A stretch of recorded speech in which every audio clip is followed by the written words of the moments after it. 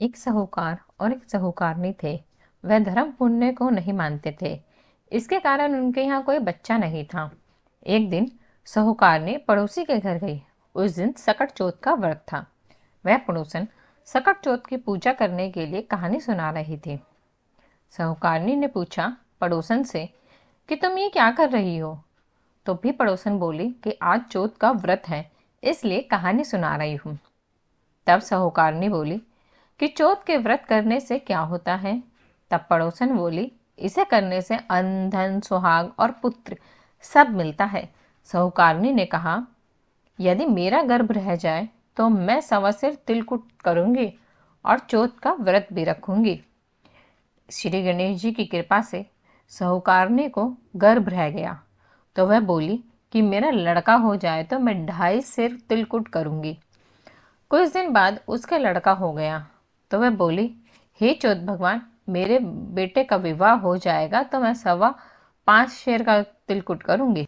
कुछ सालों के बाद उसके बेटे का विवाह तय हो गया और उसका बेटा विवाह करने चला गया, लेकिन साहूकारनी ने तिलकुट नहीं किया। इस कारण से चौथ देव क्रोधित हो गए और उन्होंने फेरों से उसके बेटे को उठाकर पीपल के पेड़ से बांध दिया। तभी सभी वर को खोजने लगे पर वर तो नहीं मिला। हताश होकर सारे लोग अपने अपने घर लौट गए। इधर जिस लड़की से साहूकारनी के लड़के का विवाह होने वाला था वह अपनी सहेलियों के साथ गणगौर पूजन के लिए जंगल में दूब लेने गई थी। तभी रास्ते में पीपल के पेड़ से आवाज आई, ओ मेरी अर्धब्याही।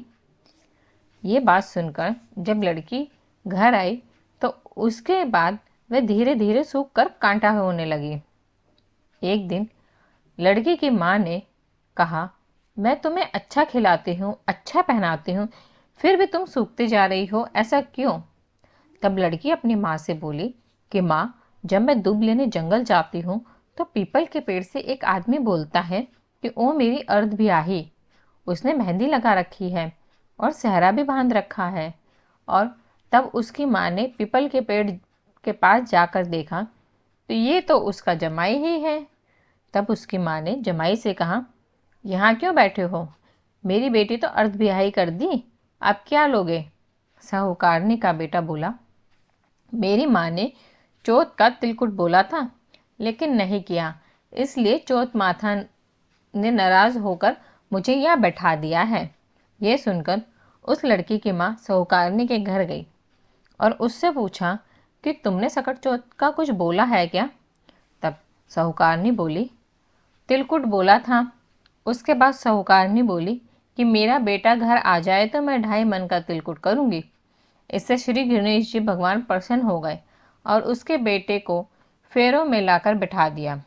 बेटे का विवाह धूमधाम से हो गया। तब साहूकारनी के बेटा वह बहू घर आ गए। तब साहूकारनी ने 2.5 मन तिलकुट किया और बोली, चौथ देव आप के आशीर्वाद से मेरे बहू बेटे घर आ गए हैं, जिससे मैं हमेशा ही तिलकुट का व्रत करूंगी। इसके बाद सारे नगरवासियों ने तिलकुट के साथ सकट व्रत करना प्रारंभ कर दिया।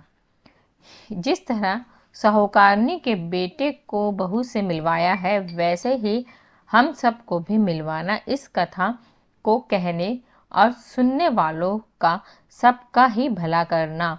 तो बोलिए सकट चौथ माता की जय और श्री गणेश जी की भी जय। श्री गणेश जी की कृपा और सकट चौथ माता की कृपा आप सभी पर